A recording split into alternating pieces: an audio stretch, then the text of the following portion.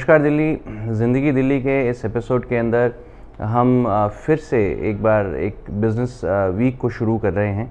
और आप तो जानते ही हैं बिज़नेस वीक का हमारे यहाँ ये मतलब रहता है कि जो एक लोकेलिटी, दिल्ली की किसी एक लोकेलिटी में सबसे पॉपुलर बिज़नेस हाउस हो, हम उसे अपने स्टूडियो में इनवाइट करते हैं और मौका देते हैं उसको अपनी बात रखने का, कैसे वो फेमस हुए, क्यों जनता के अंदर इतने पॉपुलर हैं, ताकि हम लोग जितने भी दर्शक हैं और जो उनके ग्राहक भी हैं वो उनसे लाभ ले सकें और ये जान सकें कि किस तरीके से एक अच्छा बिजनेसमैन जो है वो नज़रों में चढ़ जाता है लोगों की। तो दर्शकों, आइए बात करते हैं प्रदीप जी से, जो कि ओनर हैं न्यू बर्को इलेक्ट्रॉनिक्स के उत्तम नगर से। और हमने जब सर्वे किया तो हमने बहुत लोगों से बातें करी, बहुत घरों में हम लोगों ने विज़िट किया और जाना कि न्यू बर्को इलेक्ट्रॉनिक्स जो है 1982 से वहाँ मौजूद है और उनको जिस तरह की फैसिलिटीज़ न्यू बर्को से मिलती हैं वो बाकी और जगहों से मिलनी दुर्लभ रहती हैं। तो ये जानते हैं खुद प्रदीप जी से कि आखिर ऐसा क्या कर रहे हैं वो जो इतने पॉपुलर हो गए हैं। तो प्रदीप जी, पहले तो बहुत बहुत स्वागत है आपका स्टूडियोज़ में हमारे। आपको कैसा महसूस हो रहा है हमारे यहाँ पर आकर? Before starting, thank you very much Rajesh ji for inviting me in your Capital First studio. Sir, ये तो आप ही के अपने जो कर्म हैं और कहना चाहिए कि इतने बढ़िया तरीके से आप छाए हुए हैं वहाँ पर। जब हम लोग वहाँ पे गए, हमारी टीम वहाँ पर गई, तो उसने देखा कि न्यू बर्कोज इलेक्ट्रॉनिक्स जो है वो काफ़ी एक पॉपुलर ब्रांड है। तो सर, ये किस तरह से अचीव किया आपने? Actually, it is a story, big story behind it. I started my business in the year 1982, only with the 500 rupees. I was so young. मेरे को 35 साल इस स्टेट में हो गए हैं और हम लोगों ने बस एक ही चीज़ जीती है कि सप्लायर को अपना बना के रखा और कस्टमर को सेटिस्फाइड नहीं, डिलाइटेड किया। बहुत बढ़िया सर। आप ओरिजिनली किस स्टेट से हैं अदरवाइज? मैं दिल्ली से ही हूँ। I born at Delhi, brought up at Delhi. अच्छा, तो आपने जैसे कहा कि 500 रुपये से शुरू किया जी। तो किस लाइन से आपने शुरू किया? एक्चुअली माय एल्डर ब्रदर जो है वो चीफ इंजीनियर थे कैनन में। तो बस मैंने जैसे ही कॉलेज ज्वाइन किया फर्स्ट ईयर, तो मैं उनके साथ एसोसिएट हो गया जी। और बस मैं आज की जो यंग जनरेशन है उनको यही कहूँगा कि भाई जो भी काम करना है ना उसी के पीछे लगे रहो बस। ये नहीं कि आज मैंने कपड़े का कर लिया, 5 साल का लोहे का कर लिया, तो उसके जो पिछले 5 साल हैं जो उसने कपड़े में लगाए वो वापस नहीं आएंगे। मैंने बस अपनी ज़िंदगी का एक ही एम बना लिया कि मेरे को अब यही काम करना है जी। कहते हैं ना, little growth give you big results. तो बस वही मैंने 1982 से शुरू किया और आज मेरे अपने 5 शोरूम हैं, एक अपना मेरा गोडाउन है। और मेरे को सबसे ज़्यादा सेटिस्फेक्शन ये है कि सारे ही मेरे अपने ओन गोडाउन और शोरूम्स हैं। मैं कोई रेंटल सर, एक कहावत और भी है, नया 9 दिन पुराना 100 दिन। यस। सो 1982 से आप हैं वहाँ पर और इतनी पॉपुलरिटी बना ली है जी। तो सर, पुराने होने का क्या महत्व है? एक्चुअली क्या है कि जब मैंने अपना बिजनेस शुरू किया था ना, तो मेरे पास कस्टमर आते थे तो उनके छोटे छोटे बच्चे होते थे। अब टाइम देखो कैसे बीतता है, अब उनकी सेकंड जनरेशन मेरे पास आ रही है और वो बड़े हो गए हैं, उनकी शादियां हो गई हैं और जिनको मैंने सेटिस्फाइड किया, आगे उनके बच्चे मेरे पास आए, कहते मेरे पापा टीवी आपसे लेके जाते थे। तो बड़ा एक अपनापन सा लगता है। अच्छा। अब आगे उनकी जो थर्ड जनरेशन है, जिनका बच्चा 6 साल 7 साल का हो गया, वो कहता है देखो आपके दादा, मतलब आपके दादा भी यहाँ से टीवी लेके या फ्रिज लेके जाते थे। बस यही हमने गुडविल कमाई है। अगर किसी कस्टमर का कोई आइटम ख़राब हो जाती थी ना, तो मैं ये समझता था ये इसकी नहीं है, ये मेरी है। बट सर, जैसे अब एक लोकेलिटी में तो आपको इतना टाइम हो गया, अब जैसे घर की दुकान बन गई एक तरीके से। मैं दुकान कह रहा हूँ, इतने बड़े शोरूम को गुस्ताखी माफ़ करिएगा। और लेकिन तात्पर्य ये था मेरा पूछने का कि अब जैसे आप फैल रहे हैं, ब्रांचेस आपकी और भी आ गई हैं शायद? जी, हम लोगों की 4 ब्रांचेस हैं। 3 द्वारका में शोरूम मेरे ऑलरेडी हैं जो अच्छे से हम लोग रन कर रहे हैं। तो वहाँ तो आपकी एंटिटी एकदम नई है जी। तो अपनी इस गुडविल को आप कैसे आगे कैरी फॉरवर्ड करते हैं? नहीं, एक्चुअली क्या है, वहाँ पे भी हमारा जैसे बोर्ड लगा होता है न्यू बर्को इलेक्ट्रॉनिक्स, तो कस्टमर आते हैं वो ये कहते हैं ये उत्तम नवारा शोरूम ही है। अच्छा। हाँ, आज भी मतलब हम कहीं पे भी अगर अपना नाम लगा दें, by the grace of God. Sir, जैसे कई लोग लिख देते हैं एस्टैब्लिश इन 1982, तो लिख देना ही सफिशिएंट तो नहीं है मेरा ख्याल? नहीं, हाँ बिल्कुल। देखिए ऐसा होता है कि अगर आप 1982 लिख देते हैं जी, लेकिन वो लिख देने से इतना फ़र्क नहीं पड़ता क्योंकि मेरे पास अपना कस्टमर का डाटाबेस है।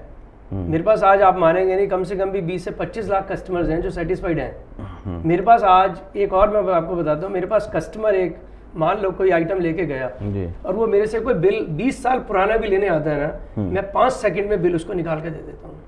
मेरे पास मेरे कंप्यूटर के अंदर सारा चीज़ें फीड्स हैं कस्टमर की, मैं किसी भी तरीके से कस्टमर को डिससेटिस्फाइड नहीं करता। सर आज की जनरेशन के अंदर ये बहुत अच्छा टॉपिक आपने उठा दिया जी कि इतने बड़े और इतने ह्यूज स्केल के बिजनेस को मेंटेन करना भी काफ़ी मुश्किल रहता होगा। हाँ बिल्कुल मुश्किल रहता है, लेकिन जहाँ जहाँ हमारे को प्रॉब्लम्स आती हैं हम उसका रेक्टिफिकेशन करते हैं और हम उसको अपने सिस्टम में डाल लेते हैं। आज की डेट के अंदर मैं कोई काम नहीं करता, मेरे सिस्टम काम करते हैं। कैसे इंटीग्रेट करा हुआ है आपने अपने बिजनेस को? हम लोगों ने मतलब एक्चुअली क्या है कि जो भी काम होता है ना, सबसे पहले मैं उसको खुद करता हूँ जी। जो मेरे को प्रॉब्लम्स नज़र आती हैं मैं उसको रेक्टिफाई करता हूँ, फिर आगे अपने नीचे एक असिस्टेंट को अपॉइंट कर लेता हूँ और अपना ब्रेन जो है उसको दे देता हूँ। अच्छा। और वो मेरे ब्रेन के मुताबिक चलता है। कहीं कोई दिक्कत आती है तो मेरे से डिस्कस करते हैं, हम लोग सॉल्व कर देते हैं उसको। पर आपको नहीं लगता कहीं पे सर, जैसे कई नई जनरेशन वाले हैं वो कंप्यूटर से इतना वाकिफ़ नहीं होते, तो ऐसे कुछ सॉफ्टवेयर आपने लगाए हैं जो कि ऑलरेडी एक यूज़र फ्रेंडली सॉफ्टवेयर होते हैं जिस तरीके से? हाँ, हम लोगों ने टैली का पैकेज यूज़ किया हुआ है, जो हर यंग लड़के को जब भी वो किसी इंस्टीट्यूट में जाता है तो उसको टैली पैकेज सिखाया जाता है जी। तो हम लोग उसको ट्रेन कर देते हैं, ऐसा नहीं है। और हम लोगों का कस्टमाइज पैकेज अपना बना हुआ है और हमारा जो सारा डाटा है वो क्लाउड एक्सेस पे है। अच्छा, क्लाउड एक्सेस पे है, उससे हम बहुत सेटिस्फाइड हैं, हमें कोई दिक्कत नहीं आती है। पहले मेरे पास अपना सर्वर लगा हुआ था तो उसमें क्या है, हम लोगों को ऑन करना पड़ता था, रोज सुबह बंद करना पड़ता था। अब आज की डेट के अंदर 24 आवर्स, बल्कि हम तो कहते हैं कि we are not in the ground, we are on the sky. 24 घंटे हम लोग ऑन है। कोई भी मेरी www.newbercoelectronics.com की साइट पे जा करके मॉडल्स देख सकता है। अच्छा, तो इसी तरीके से हमारी जो अकाउंटिंग है वो सारा सेंट्रलाइज है। हाँ सर, मान लीजिए कस्टमर ने उत्तम नगर से कोई आइटम ली है, उसको बिल अगर द्वारका में चाहिए तो हम लोग बिल द्वारका से प्रोवाइड करा देते हैं। ये एक आपने जो बीच में कहा ना कि we are on the cloud and now we, so इसके अंदर सर एक छोटा सा क्वेश्चन यहाँ पे ये आता है कि जैसे आपने सेंट्रलाइजेशन कर रखा है पूरी चीज़ों का, तो कहीं ना कहीं स्टॉक टेकिंग जो है वो एक समस्या नहीं होती? नहीं, इसके लिए भी मैं बताता हूँ। एक्चुअली क्या है कि मेरा ना सबसे बड़ी जीत क्या है कि मेरा अपना एक सेंट्रलाइज गोडाउन है जी, और उसके अंदर मैं कस्टमर को 2 घंटे में डिलीवरी कर देता हूँ।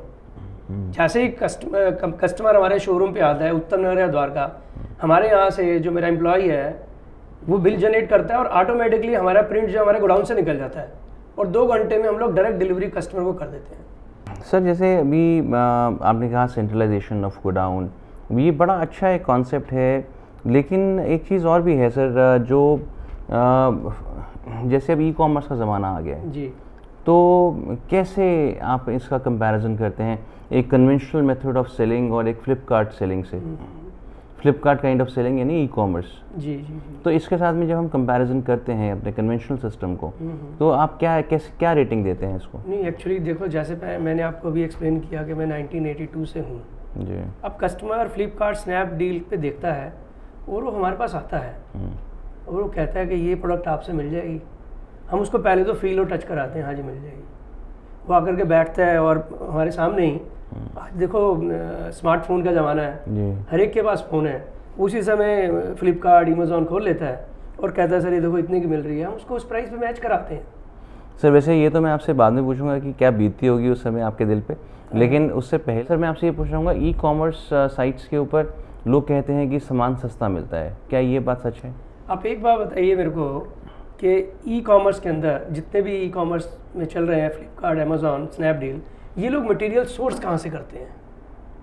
आई थिंक रिटेलर से। जैसे जब वो रिटेलर से रिसोर्स करते हैं, मान लो मेरे से रिसोर्स कर रहे हैं, तो मैं उसमें एक एक्स अपना प्रॉफिट डालूंगा, वो भी अपना डालेंगे, और एक डायरेक्ट मेरे पास कस्टमर प्रोडक्ट लेने आ रहा है, तो अगर मान लो मैंने स्नैपडील को या किसी को एक्स प्राइस पे दिया है अपने प्रॉफिट डाल के, तो उसी प्राइस में उसको भी दे सकता हूँ। तो मेरे ख्याल मैं सस्ता दे सकता हूँ उन लोगों से, जहाँ तक मैं सोचता हूँ। सर हकीकत तो लेकिन ये है कि ये आजमाई हुई चीज़ भी है लोगों की, और मैं भी उन्हीं में शुमार हूँ, तो कहीं ना कहीं ये चीज़ आजमाई भी है कि ई कॉमर्स साइट्स सस्ती होती हैं। वो आप लोग ऐसा सोचते हैं कि ई कॉमर्स साइट सस्ती होती है। आप प्रोडक्ट वाइज अगर कंपेयर करें, मान लो एक प्रोडक्ट आपको लेनी है और वही प्रोडक्ट मेरे से लेते हैं, तो मेरे ख्याल मैं सस्ता ही दूंगा उस प्राइस पे, क्योंकि जैसे मैंने आपको एक्सप्लेन किया कि वो लोग भी कहीं ना कहीं से सोर्स करते हैं। वो एक 10 रुपये की चीज़ मेरे से लेके 8 रुपये के तो नहीं बेचेंगे। अब बिजनेस का एथिक्स तो नहीं कहता कि 8 रुपये की बेचो जी। अगर वो मान लो मैं कहता हूँ 8 रुपये की बेचते हैं तो फिर वो सर्वाइव कैसे करेंगे? ये एक सोचने वाला पॉइंट है। आई एम श्योर इसको लोग कंपेयर भी करेंगे और आपके इस आंसर से अपने आप को कहीं ना कहीं तोलेंगे ज़रूर। और एक चीज़ मैं और कहता हूँ, अगर मान लो कस्टमर मेरे पास आता है, वो मेरे को पैसे देता है और प्रोडक्ट लेके जाता है, फेस टू फेस मैं उससे बात कर रहा हूँ, लेकिन उसको तो ये तो नहीं मालूम ना कि स्नैपडील का ऑफिस कहाँ है, अमेजोन का कहाँ है जी। वो तो सारी चीज़ें एक अपने कंप्यूटर पे बैठ के एसेस करके कर रहा है। तो मेरे ख्याल face to face deal is better. उसको कोई प्रॉब्लम आती है, हम अच्छे से उसको सेटिस्फाइड कर सकते हैं।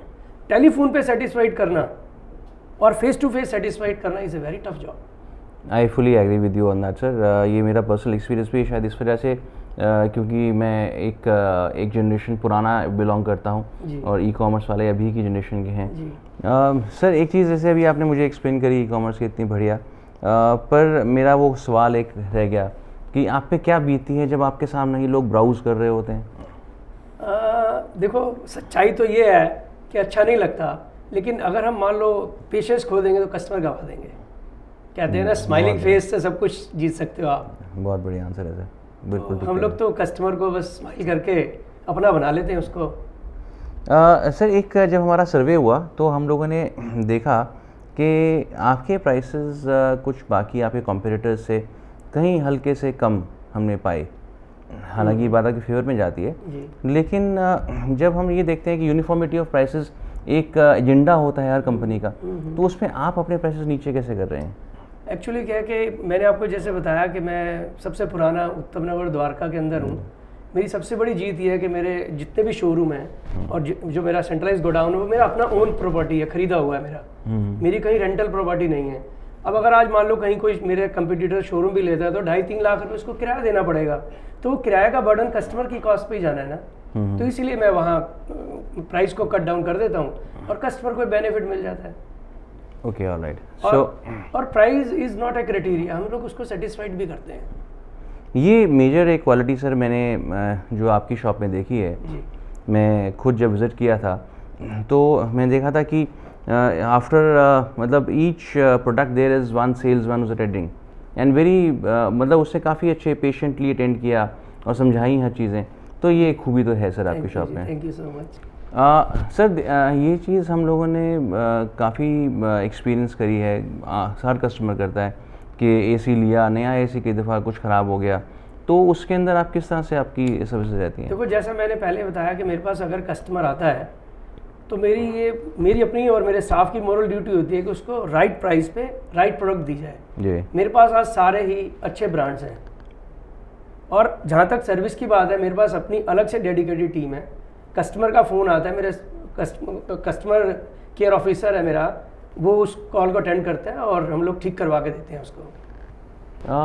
जिसे अभी कुछ टाइम पहले जब हम लोग आपसे चर्चा कर रहे थे तो आपने कुछ बताया था एक्सचेंज स्कीम्स भी आपके यहाँ पे होती हैं। जी, कुछ उसके बारे में बताइए ना सर। एक्चुअली कस्टमर हमारे पास जैसे प्रोडक्ट लेने आता है, जैसा कि मैंने आपको बताया हम लोग पुराना शोरूम है, तो ये कहते हैं कि हमारे पास पुराने टीवी, फ्रिज, वॉशिंग मशीन वगैरह है, तो हम सिंपली कुछ नहीं उसके पुरानी आइटम ले लेते हैं, उसको ट्रू वैल्यू पे खरीदते हैं और बदले में उसको नया प्रोडक्ट मेरा ही डिलीवरी मैन जाता है, पुरानी आइटम ले आता है और नई उसके यहाँ जाके लगाता है। अच्छा। और उसको हम एक्सचेंज की प्राइस भी दे देते हैं। तो देखा आपने दोस्तों कि एक छोटी सी पूंजी से किस तरीके से मन में एक डिटर्मिनेशन लिए हुए एक छोटा सा व्यक्ति आज कितना बड़ा ट्रेडर बन गया है दिल्ली का, कितना बड़ा रिटेलर बन गया है दिल्ली का। हम लोग स्वागत करते हैं ऐसे ही और लोगों का जो कि ज़मीन से उठकर आज आसमानों को छू रहे हैं। पहले तो धन्यवाद करेंगे प्रदीप जी का, जिन्होंने समय निकाल के हमारे इंटरव्यू में आने का आपने कष्ट उठाया, हमारे स्टूडियो में आए आपका धन्यवाद है। और फिर मैं अपील करना चाहूँगा अभी अपने सभी दर्शकों से कि उनके भी एरिया में कोई भी इस तरह का अगर आपको कोई व्यक्ति दिखते हैं, व्यवसायिक दिखते हैं जो कि अपने बिज़नेस के अंदर बहुत ग्रोथ कर चुके हैं, तो आप उनके बारे में हमें बताएं, हम वहाँ ज़रूर आएंगे और उनका इंटरव्यू लेंगे। धन्यवाद।